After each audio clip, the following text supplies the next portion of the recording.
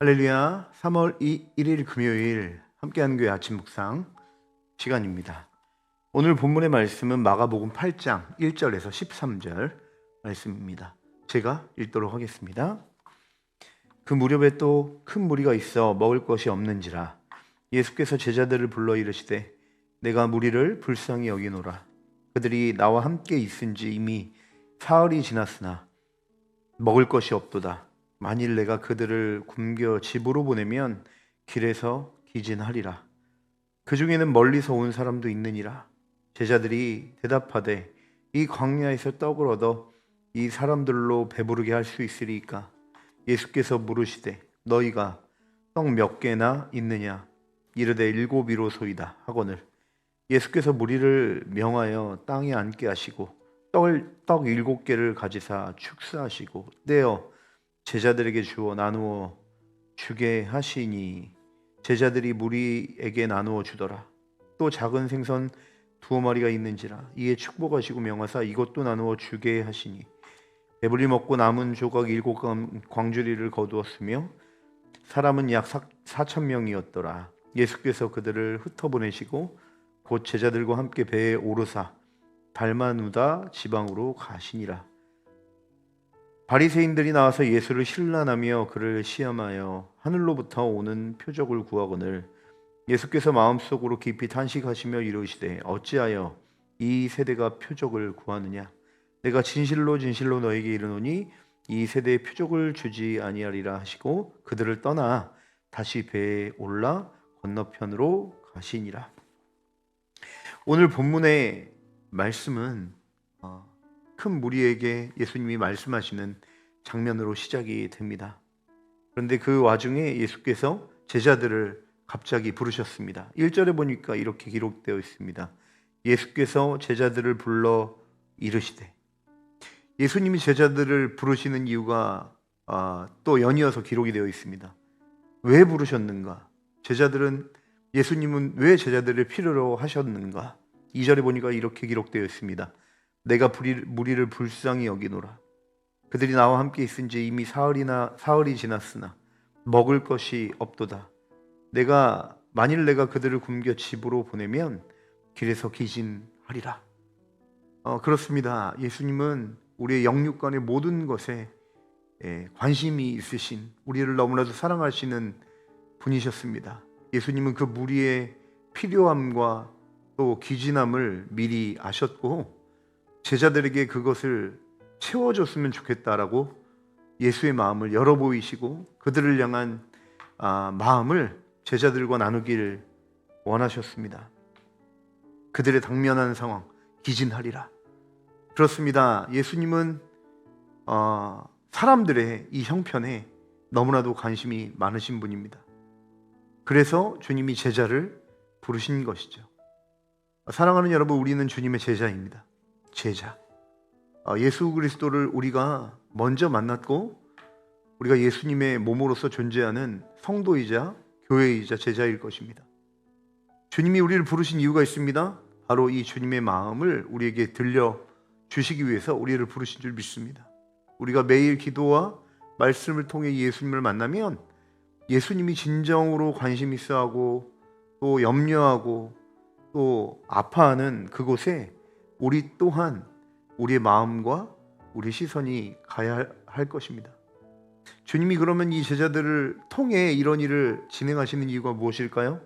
오늘 본문에서는 예수님이 다 하실 수 있는 일을 제자들을 통해서 그들 가운데 떡을 나누어 주시고 또 물고기를 나누어 주시는 그 현장에 제자들을 부르시고 보내시는 모습을 볼 수 있습니다. 이 모든 건 예수님이 다 하실 수 있는 일인데도 굳이 제자들을 통해 진행하십니다. 여러분, 그 이유는 예수님이 이 세상에 하시고자 하시는 그 놀라운 베품과 풍요로움 가운데 사랑하는 제자 공동체가 그 현장에 함께 참여하기를 원하시고 초청하셨다는 사실입니다. 주님이 이 세상을 사랑하십니다. 그들을 먹이시고 입히시고 그들을 영원한 하나님 나라의 가치에 함께하는 예수님의 가장 아름다운 그 사역 가운데 주님은 제자 공동체인 교회를 부르신 것입니다. 여러분 가운데 이 예수님의 마음, 그들의 무리를 보며 아파하시고 그들을 불쌍히 여기시는 이 예수의 마음이 오늘도 우리 가운데 전달되어 우리를 통해 오늘도 먹이시고 입히시고 예수의 사랑이 흘러가야 될 그곳에 사용받고 또 보냄받는 역사가 있기를 바랍니다. 그러나 오늘 이런 예수님의 마음을 제자들은 잘 몰랐던 것 같습니다.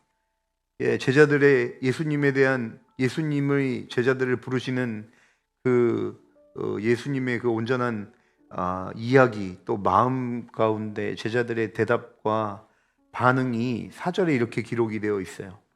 제자들이 대답하되 이 광야에서 어디서 떡을 얻어 이 사람들로 배부르게 할 수 있으리까?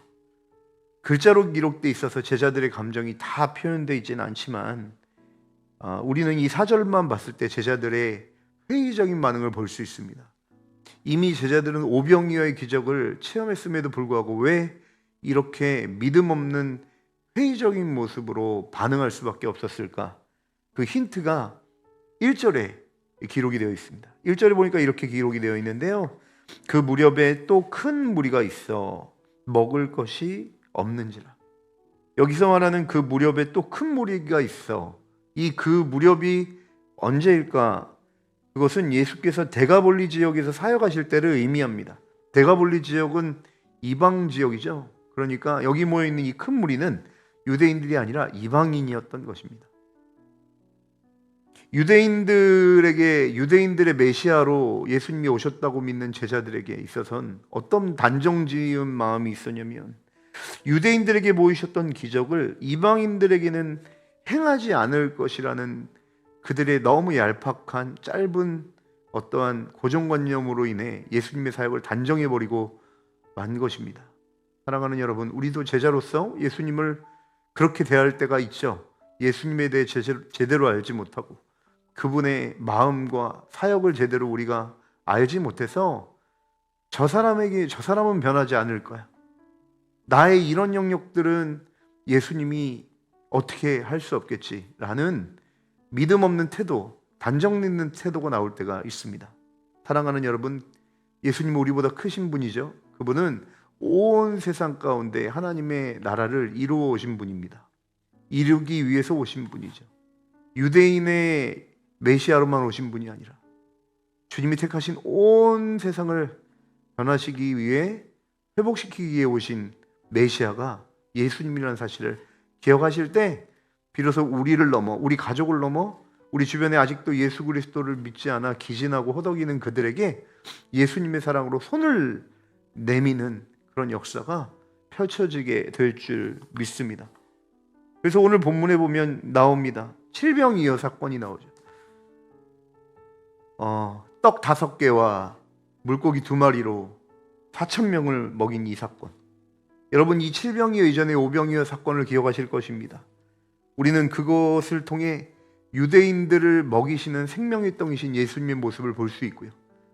그 유대인들을 먹이시고 영육간에 먹이시는 생명의 떡이신 예수님의 영향력이 이제는 4,000명을 먹이신 이 칠병이어를 통해서 이방인들까지도 이 예수님 생명의 떡으로 오신 예수님의 이 풍성한 그 은혜와 사랑이 펼쳐지는 것을 우리는 확인할 수 있는 것입니다.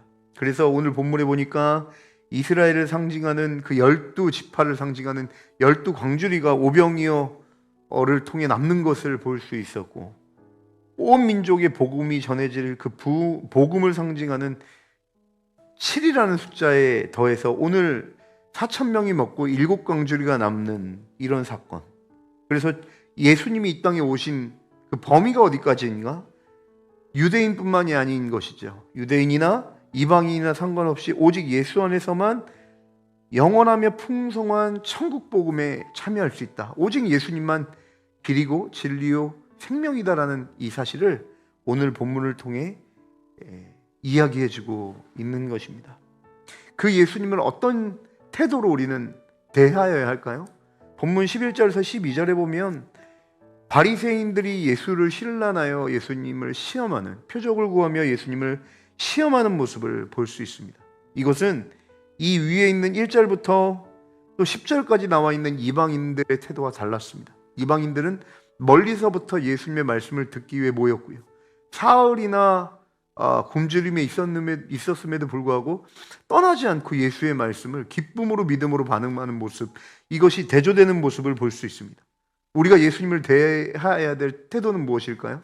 신랄하며 시험하는 그 유대인의 믿음의 지도자, 영적인 지도자라고 하는 그들의 태도가, 바리새인들의 태도가 그러한 모습과는 다르게 이방인들은 철저하게 예수님을 정말 그분의 말씀을 듣기 위해 자신의 시간을 마치 허비하듯이 그 시간을 들여 그 자리에 예수님께 머물러 있는 이 두 가지 모습을 우리는 보면서 진정으로 예수님을 만나고 그 진리 가운데 거하는 사람의 태도가 무엇인지를 우리는 생각해 보아야 할 것입니다. 마찬가지입니다. 오늘 하루를 살아갈 때 여러분은 예수님을 어떤 태도로, 어떤 가치로 대하고 계십니까? 우리가 제자라면 예수님을 다른 어떤 가치보다 최고의 가치로 여기시는 이 이방인들과 같은 삶의 믿음의 모습이 우리 가운데 있기를 바랍니다. 또한 우리가 그렇게 예수님을 섬기고 있다면 예수님의 관심과 시선이, 그리고 그분이 불쌍히 여기시는 곳이 어디인지를 우리가 살폈으면 좋겠습니다.